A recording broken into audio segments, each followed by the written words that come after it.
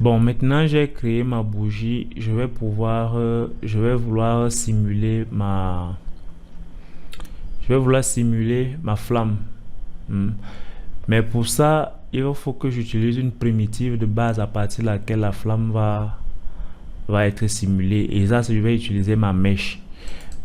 Mais je ne veux pas utiliser la mèche là ici directement. Donc, ce que je vais faire, c'est sélectionner tous les nodes ici. Donc, tous les nodes qui font ma mèche seule.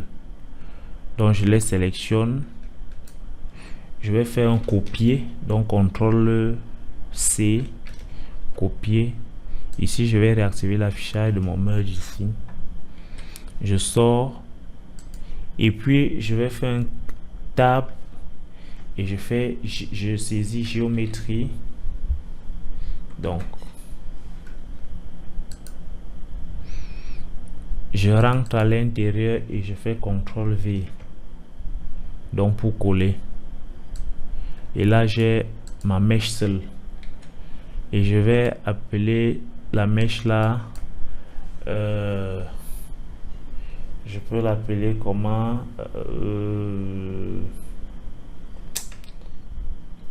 Fire.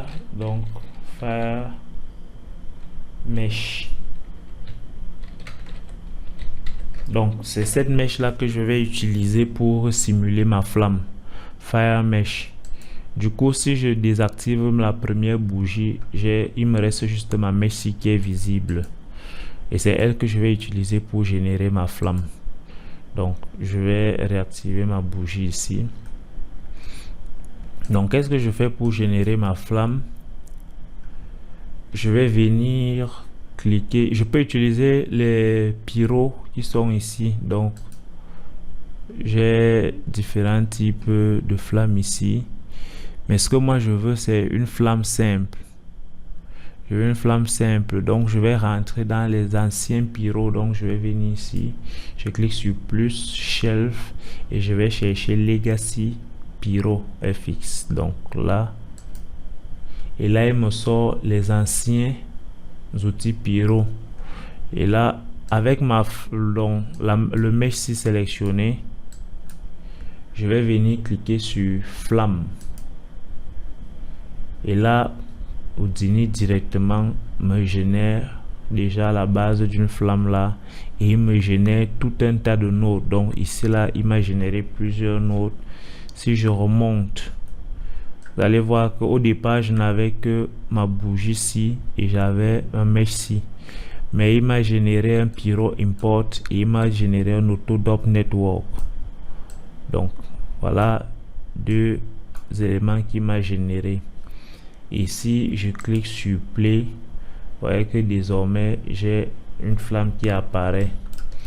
Et donc, il va falloir que on s'attelle maintenant à sculpter cette flamme là pour qu'elle ait un look qui ressemble vraiment à la flamme de la bougie. Donc,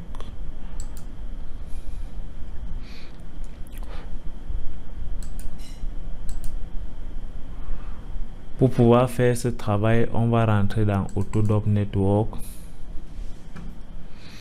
Déjà, on va commencer par voir ce qu'on a au niveau les paramètres qui seront les nodes qui vont être très importants ici. Il y aura le pyro ici et puis il y aura le pyro solver. C'est dans le pyro solver qu'on va faire la plupart de nos paramètres, mais regardons d'abord le pyro object. Dans le pyro object, on a les propriétés de base. Donc le paramètre qui sera certainement très important ici sera le division size. Le division size va jouer sur la densité de la flamme. Plus c'est petit, plus la flamme sera détaillée et plus long sera le calcul. Donc c'est un paramètre qu'on va venir manipuler juste quand on veut déjà, qu'on va venir baisser juste quand on veut déjà on veut déjà mettre en cache. Ensuite, on a creation ici, on va laisser, on n'a pas grand chose là-bas. Donc ici, voici le paramètre le plus important qu'on va venir gérer. Parce qu'après, là, c'est la visualisation. Donc, ce sont les guides. Donc, tout ce qu'il y a ici, ça va juste servir à guider la flamme et puis les différentes forces. Donc, le paramètre vraiment qu'on va beaucoup suivre ici, ce sera le division size. Les autres paramètres sont au niveau du pyrosolver.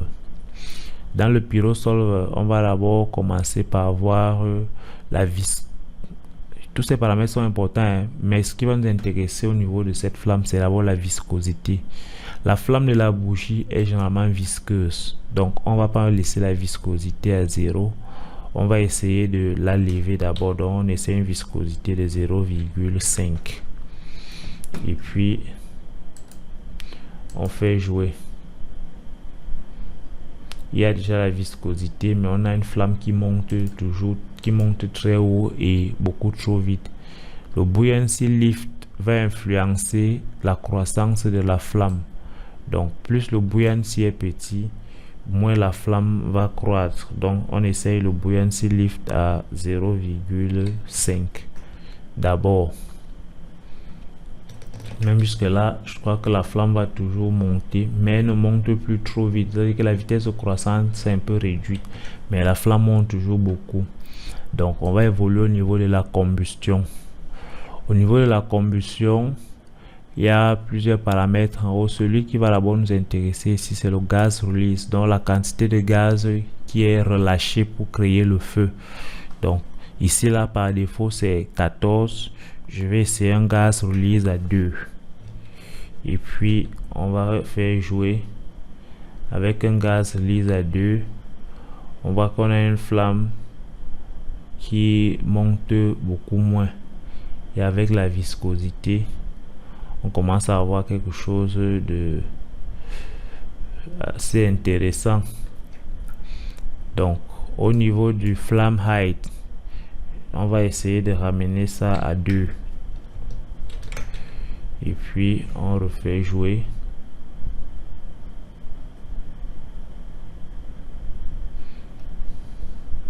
Voilà.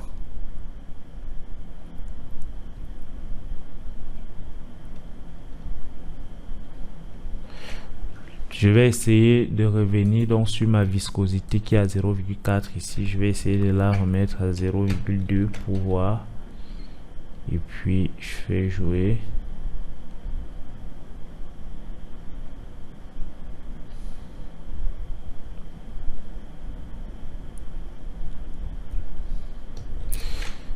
Oui, ça peut être intéressant. Le buoyancy lift, on peut laisser tel qu'il est. La combustion, le gaz release, flame height, on peut laisser.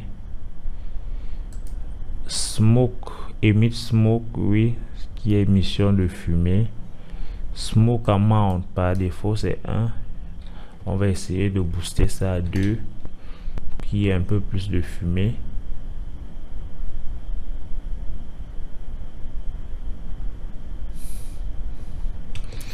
On va essayer de baisser encore le gaz release à 1 et puis le flame height aussi à 1 et puis on fait jouer.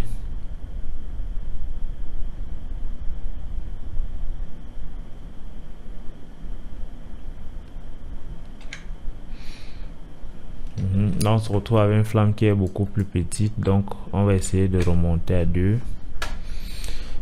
Ce que au niveau du shape, on va rajouter de la turbulence, donc pour que la flamme ne soit pas trop calme mais qu'elle puisse un peu bouger. Voilà, on rajoute un peu de turbulence.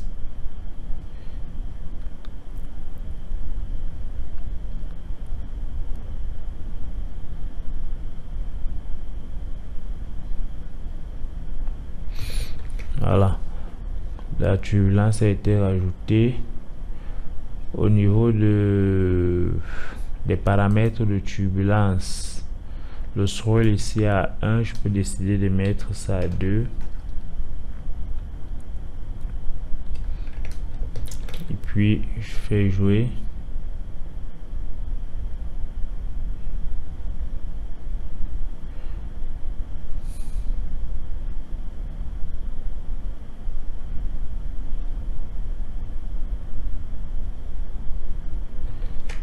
Ok, Donc on va revenir au niveau de ma combustion, flame height ou bien gaz release, je vais mettre à 3. Gaz release, je vais mettre à 3. Maintenant ce que je vais faire, c'est déplacer encore ma mèche là.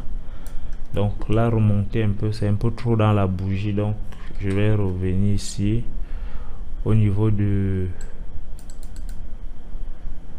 flamme ici. Je vais venir au niveau du transform et je vais remonter avec pour mettre ça à ce niveau. Voilà, et je ressors. Maintenant, je vois qu'il y a un décalage entre la flamme qui est visible, entre la mèche qui est visible et l'autre mèche que j'ai déplacée. Donc, ce que je peux faire, c'est simplement venir copier le paramètre ci. Donc, je fais CTRL, cliquer, glisser. Je copie simplement le paramètre, copie paramètre. Et puis, je sors. Hop, donc non, ici,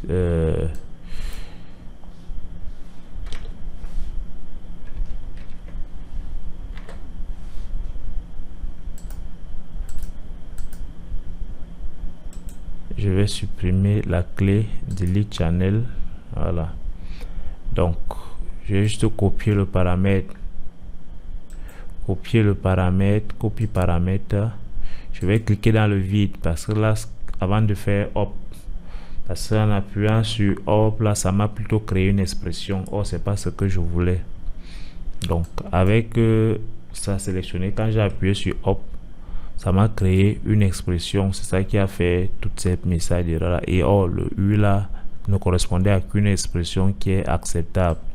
Donc pour supprimer ça, vous supprimez juste le U et puis vous venez cliquer sur le texte ici pour que ça réaffiche, parce que quand vous cliquez sur le ça vous permet de switcher entre le mode expression et le mode le paramètre simple.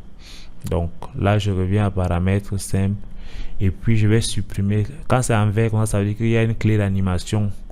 Donc je vais faire un clic droit et puis je vais venir sur delete channel pour supprimer la clé d'animation en question. Donc je me retrouve donc avec quelque chose de normal. Donc je vais recoller la valeur qui était là et puis je vais cliquer dans le vide. Quand je clique dans le vide, je vais remonter et je viens dans bougie et je cherche son transform. Je sélectionne la valeur en Y et je fais CTRL V pour remplacer avec la valeur que j'ai prise de l'autre côté et je viens cliquer dans le vide. Il actualise la position. Je pouvais aussi simplement copier tout le transform, c'est-à-dire que je coupais tout le transform là-bas, je venais remplacer par le transform ici au lieu de copier les paramètres. Donc dès que c'est fait, je peux donc remonter et faire play pour voir à quoi peut bien ressembler ma flamme maintenant. Ma flamme est là, sauf que je pense que la turbulence est un peu trop forte, donc je vais aller atténuer la turbulence.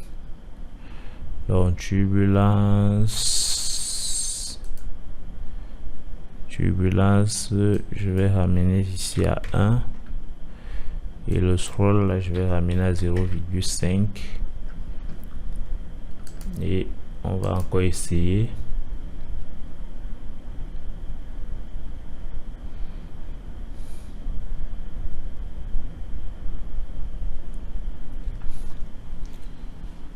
Donc voilà un peu comment je crée la flamme de ma bougie. Maintenant, si je veux mettre ça en cache, avant de penser à faire des rendus, je vais simplement, ou alors on va revenir dans la prochaine vidéo pour mettre en cache et puis voir comment on peut commencer à réfléchir au rendu.